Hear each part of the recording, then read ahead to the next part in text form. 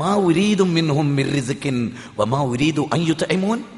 അവരെനിക്ക് ഉപജീവനം നൽകണമെന്ന് ഞാൻ വിചാരിക്കുന്നില്ല.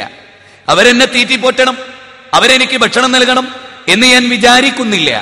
വമാ ഖലഖതുൽ ജിന്ന വൽ ഇൻസ ഇല്ലാ ലിയഅ്ബുദൂൻ. ജിന്നവർഗത്തെയും മനുഷ്യവർഗത്തെയും നാം സൃഷ്ടിച്ചിട്ടുള്ളത് എന്തിന്? നമ്മെ ഇബാദത്ത് ചെയ്യാനാണ്. മനുഷ്യകുലത്തെ മുഴുവനും, ഈ ലോകത്തെ 714 കോടി മനുഷ്യരെയും സൃഷ്ടിച്ചിട്ടുള്ളത് ആ സൃഷ്ടാവിനെ ആരാധിക്കാനാണ്.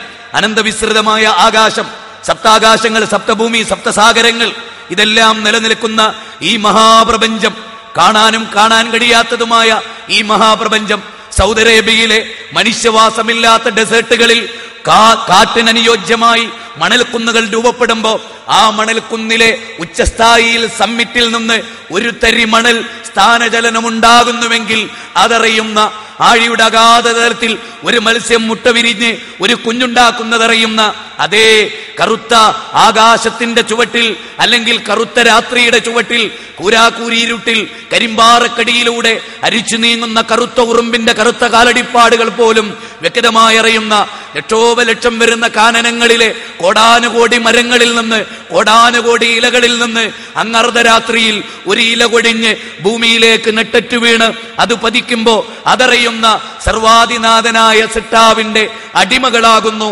ലോകത്തുള്ളവരെല്ലാം. ഈ പ്രപഞ്ചത്തിന്റെ ഇന്നത്തെ നിലനിൽപ്പുമായി ബന്ധപ്പെട്ട് സൂര്യന്റെ സഞ്ചാരം, ചന്ദ്രന്റെ നിലാവലകൾ, ഈ പ്രപഞ്ചത്തിന്റെ ഓരോ സൃഷ്ടി വ്യവസ്ഥകൾ, ആ വ്യവസ്ഥകളെല്ലാം ചിന്തിക്കുമ്പോൾ സുഹൃത്തുക്കളെ, കണിശമായ നിയതമായ ഒരു രീതി, ഒരു പ്രക്രിയ, ഒരു മഹാസിദ്ധി അവിടെ പ്രവർത്തിക്കുന്നതായി കാണാം. ആൽബർട്ട് ഐൻസ്റ്റീൻ അദ്ദേഹം പറയാണ്, ഈ പ്രപഞ്ചത്തെ സൂക്ഷ്മമായി പരിശോധിക്കുന്ന ഏതൊരാൾക്കും അതിന്റെ പിന്നിൽ പ്രവർത്തിക്കുന്ന ആ ആത്മചൈതന്യത്തെ തൊട്ടറിയാതിരിക്കാൻ കഴിയില്ല. HMS ബീഗൾ എന്ന് പറയുന്ന കപ്പലിൽ ചാൾസ് ഡാർവിൻ യാത്ര ചെയ്തതിനെ കുറിച്ച് അദ്ദേഹത്തിന്റെ ചരിത്ര ഗ്രന്ഥത്തിൽ പറയുമ്പോൾ, ഒരേ സ്പീഷീസിൽപ്പെട്ട, ഒരേ വർഗത്തിൽപ്പെട്ട ജീവവർഗങ്ങളിൽ ഭൂമിശാസ്ത്രപരമായ വ്യത്യാസം ഇതെങ്ങനെ സംഭവിക്കുന്നു? തണുത്ത പ്രദേശങ്ങളിൽ, ചൂടുള്ള പ്രദേശങ്ങളിൽ ഓരോ ജീവിക്കും ആ പ്രദേശത്തിന് അനുയോജ്യമായ അനുകൂലനങ്ങൾ നൽകിക്കൊണ്ട്, വർത്തനങ്ങൾ നൽകിക്കൊണ്ട് സൃഷ്ടിച്ചിട്ടുള്ള ആ സൃഷ്ടാവിനെ, മരുഭൂമിയുടെ എല്ലാ കാലഘട്ടത്തിലെയും കാലാവസ്ഥകളെ അറിയാവുന്ന ഒരു ഡിസൈനർ രൂപപ്പെടുത്തിയിട്ടുള്ള ഒട്ടകം അത്ഭുതമാണ്. ധ്രുവക്കരടികൾ അത്ഭുതമാണ്. ഈൽ മത്സ്യങ്ങൾ അത്ഭുതമാണ്. അതെ, ആർട്ടിക് ടേൺ എന്ന് പറയുന്ന പക്ഷി അത്ഭുതമാണ്. 17,000 കിലോമീറ്റർ അത് സഞ്ചരിക്കുന്ന ദിക്കിൽ അങ്ങേ കടലുണ്ടിയിൽ വന്ന് അതിന്റെ കാലുകൾ വെച്ച മരത്തിൽ അടുത്ത വർഷം അതേ സീസണിൽ, അതേ കൊമ്പിൽ, അതേ വെച്ച സ്ഥലത്ത് കൃത്യമായി കാലുവെച്ചിരിക്കുന്ന ഈ അത്ഭുതം, മൂസാ നബി അങ്ങ് ഫിറൗനിന്റെ കൊട്ടാരത്തിൽ ചെന്ന് ഫമൻ റബ്ബുക്കുമാ യാ മൂസ, അല്ല മൂസ നീ പറയുന്ന റബ്ബാരാൻ? റബ്ബുനല്ലദീ അഅ്താ കുല്ല ശൈഇൻ ഖൽഖഹു സുമ്മ ഹദാ, എല്ലാ ജീവവർഗങ്ങളെയും സൃഷ്ടിക്കുകയും ആ ജീവവർഗത്തിന്റെ ജനിതക കോഡുകളിൽ അതിനാവശ്യമായ, അതിന്റെ സ്റ്റാർട്ടിംഗ് മുതൽ അതിന്റെ എൻഡ് വരെ, അതിന്റെ വളർച്ചയുടെ എല്ലാ ഘട്ടങ്ങളിലും ആവശ്യമായ നിർദ്ദേശങ്ങളെ അതിന്റെ ജനിതക കോഡുകളിൽ സന്നിവേശിപ്പിച്ച ആ മഹാസിദ്ധി അവനാകുന്നു എന്റെ നാഥൻ, ലോകത്തിന്റെ തമ്പുരാൻ. 20-ാം അധ്യായം സൂറത്ത് ത്വാഹ 49-50 വചനങ്ങൾ. അങ്ങനെ ലോകത്തെ അത്ഭുതകരമായി വീക്ഷിക്കുമ്പോൾ മനുഷ്യൻ എന്ന് പറയുന്ന ഈ പ്രതിഭാസം, വലക്കത് കറംന ബനി ആദം, വലക്കത് കറംന ബനി ആദം, ആദം സന്തതികളെ നാം ആദരിച്ചിരിക്കുന്നു. ആദമിന്റെ മക്കളായ നമ്മളെ അല്ലാഹ് ആദരിച്ചിരിക്കുന്നു. എന്തുകൊണ്ട്? കടലിലും കരയിലും സഞ്ചരിക്കാനുള്ള സൗഭാഗ്യങ്ങൾ അവർക്ക് നൽകി.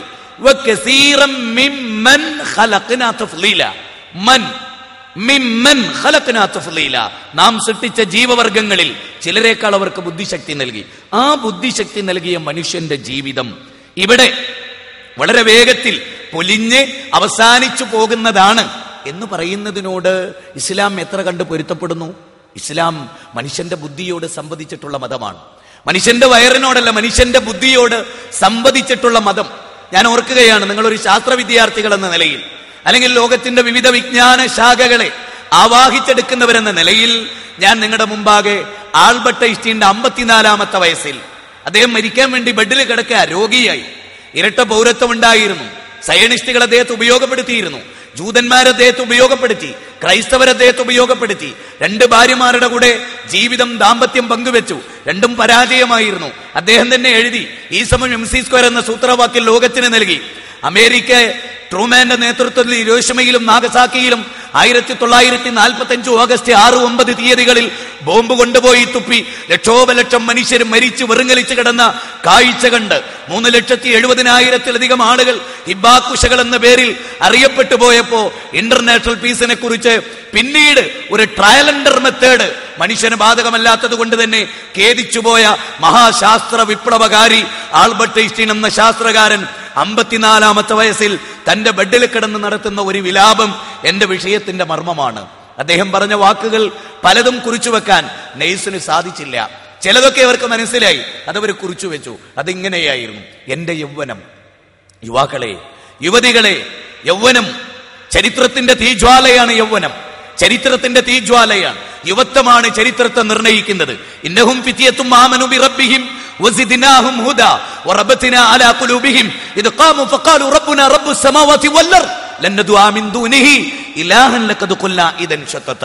ഖുർആനിലെ 18-ാം അധ്യായം 13-14 വചനങ്ങൾ. നഹ്നു നഖുസു അലൈക നബഅഹും ബിൽ ഹഖ് ഇന്നഹും ഫിത്യത്തും ആമനു ബിറബ്ബിഹിം വസിദ്നാഹും ഹുദാ. അസ്ഹാബുൽ ഖൗഫ് ഒരു പറ്റം യുവാക്കളായി. ആ പറ്റം യുവാക്കളുടെ ക്വാളിറ്റി ഞങ്ങൾ അള്ളാഹുവിനോട് മാത്രമേ പ്രഖ്യാപിക്കൂ എന്ന് എഴുന്നേറ്റ് നിന്ന് പ്രഖ്യാപിച്ചവർ. ആകാശഭൂമികളുടെ സിട്ടാവാണ് ഞങ്ങളുടെ സിട്ടാവ്. ഞങ്ങളുടെ ദൈവം ഒരു പഞ്ചായത്തിന്റെ ദൈവമല്ല, ഒരു ഗ്രാമത്തിന്റെ ദൈവമല്ല, ഒരു ദേശത്തിന്റെ ദൈവമല്ല. 14 ലോകങ്ങളെയും, അല്ലേ, ഭൂമിയുടെ അരഞ്ഞാണമായി നിൽക്കുന്ന സാഗരങ്ങളുടെയും എല്ലാറ്റിന്റെയും നാഥൻ.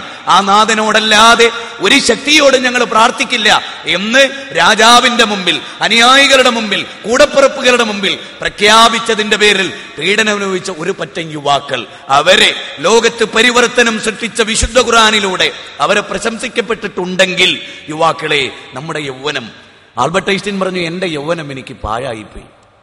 അദ്ദേഹം വിലപിക്കുകയാണ്, കരയുകയാണ്. അദ്ദേഹം പറഞ്ഞു, എന്റെ യൗവനം എനിക്കൊരു നഷ്ടക്കച്ചവടമായിരുന്നു. ആ എന്റെ യൗവനം എനിക്ക് തിരിച്ചു കിട്ടിയിരുന്നുവെങ്കിൽ ഒരു ശാസ്ത്രകാരനായിട്ടല്ല ഭൂമുഖത്ത് പ്രത്യക്ഷപ്പെടാൻ ഞാൻ ആഗ്രഹിക്കുന്നത്. ചിന്തിക്കേണ്ടതാണ്. ആൽബർട്ട് ഐൻസ്റ്റീന്റെ ജീവിതം പാഴ്വേലയായിരുന്നു എന്ന് അദ്ദേഹം സ്വയം വിലയിരുത്തുന്നുണ്ടെങ്കിൽ, ജീവിതത്തിന്റെ കൃത്യമായ റൂട്ട്, ജീവിതത്തിന്റെ അർത്ഥതലങ്ങൾ അദ്ദേഹത്തിന് കിട്ടാതെ പോയതിന്റെ നൊമ്പരങ്ങളാണ് ലോകത്തിന്റെ മുമ്പിൽ അദ്ദേഹം 54-ാമത്തെ വയസ്സിൽ വെച്ചു കൊടുക്കുന്നത്. എന്റെ യൗവനം എനിക്കൊരു പാഴ്വേലയായിരുന്നു. എന്റെ യൗവനം എങ്ങാനും എനിക്ക് തിരിച്ചു കിട്ടിയിരുന്നുവെങ്കിൽ ഞാനൊരു ഫുട്പാത്ത് കച്ചവടക്കാരനായി, ഒരു പ്ലംബറായി ജീവിക്കാനാണ് ആഗ്രഹിക്കുക. ലോകത്തിന്റെ നെറുകയിൽ ഇരട്ട പൗരത്വമുള്ള വിഖ്യാതനായ ശാസ്ത്രകാരനായി ജീവിക്കുന്നതിനേക്കാളും എനിക്ക് ആഗ്രഹം ഒരു ഫുട്പാത്ത് കച്ചവടക്കാരനായി, ഒരു പ്ലംബറായി ജീവിക്കുക എന്നുള്ളതാണ്. സഹോദര, ഒരിക്കലും തിരിച്ചു കിട്ടാത്ത യൗവനം, എന്റെ പ്രിയപ്പെട്ട അനുജന്മാരെ, അനുജത്തിമാരെ, ജീവിതത്തിൽ ഒരിക്കലും ആസ്വദിച്ചു തീർന്നിട്ടില്ലാത്ത ഈ യൗവനം, ഈ മധുരിക്കുന്ന യൗവനം, പടച്ചതമ്പുരാൻ മനുഷ്യന് നൽകിയ അപാരമായ, അത്യപാരമായ അനുഗ്രഹമാകുന്ന ഈ യൗവനം മദ്യപാനത്തിൽ, മയക്കുമരുന്നിൽ, അതുപോലെ തന്നെ താന്തോന്നിത്തങ്ങളിൽ, സ്ത്രീയുടെ സൗന്ദര്യത്തിൽ, ഉപഭോഗപരതയിൽ, ഭൗതിക പ്രമത്തതയിൽ